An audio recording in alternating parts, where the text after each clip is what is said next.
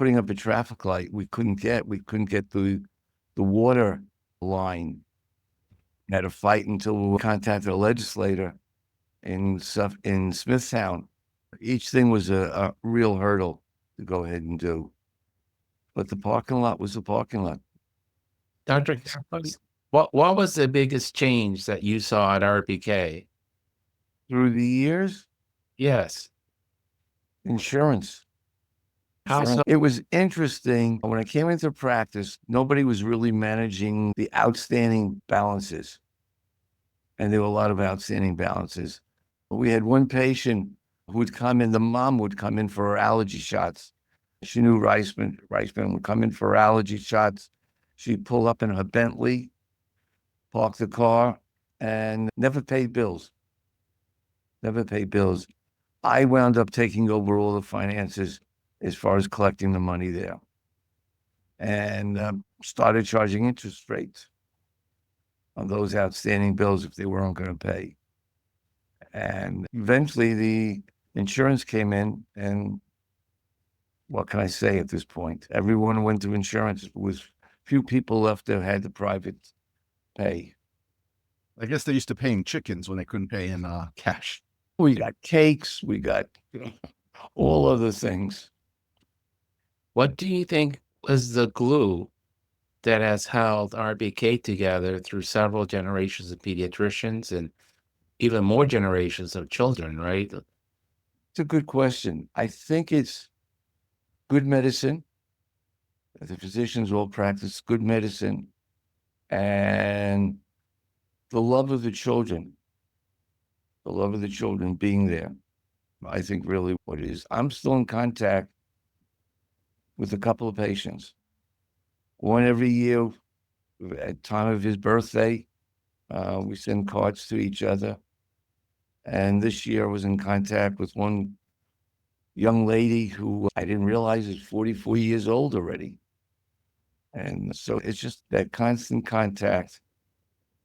Where I am in Florida right now, must have about a half a dozen families that were patients of ours. Their kids were patients of ours. So it's that ongoing community effect. And Reisman honestly was very involved in the community. And he brought in a lot of patients that way. I think it was like our availability. There was night hours, like when I started, 87, and everyone was there on a Sunday and weekends. So I think the patients appreciated that, and I think that helped. Yes. I guess it's all the availability on Sundays and Saturdays and having your physicians on call during the weekends that basically that outshined the lack of the parking lot that we had, because I'm sure we lost a lot of patients because of the dumb parking lot, but the good medical care is probably what made it okay, even with the parking lot. And Dr. Kaplan, looking back now that you're retired in Florida, what do you think your legacy was at RBK? Because it can't be George Rogel running the place. I have no idea. I really don't know. Just the social commitment. I was there. Yeah. People still say Dr. Kaplan, people speak about Dr. Raymond. Dr. Raymond has his wall of fame in the Bayshore office to commemorate his office and his contribution to RBK Pediatrics. Came in, he was our intern when I started. It's amazing that a business has survived so many years and so many changes. That I wasn't around when you started, but I know when I started, the accounting was in pegboards, and people paid you mostly in checks or cash. None of these fancy computers and credit cards and all of these new things, and yet the business has evolved and survived. And it's amazing that you started seeing kids on Sunday so far back. That's not seen very often.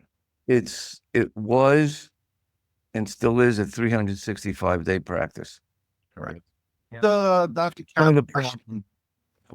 Kaplan and Dr. Raymond's groups like cross cover each other. Neil told us about that. Excuse me, George? Is cross cover each other, Neil? I thought before I started, like on the Jewish holidays, Dr. Raymond would see your patients that, needed to be seen, that type of thing. So that's how the smaller groups operated back then. What happened going back the way Reichman took in Brown was that it was during a winter holiday that Reichman was signed out to one of the other covering pediatrician in Comac. And then he got a call. The other pediatrician did not want to see any more of his patients. The Reichman had to come back from his vacation, and that's when he took Brown in. Oh, okay. Just the coverage. Dr. Bellerman, what was RBK when you started there?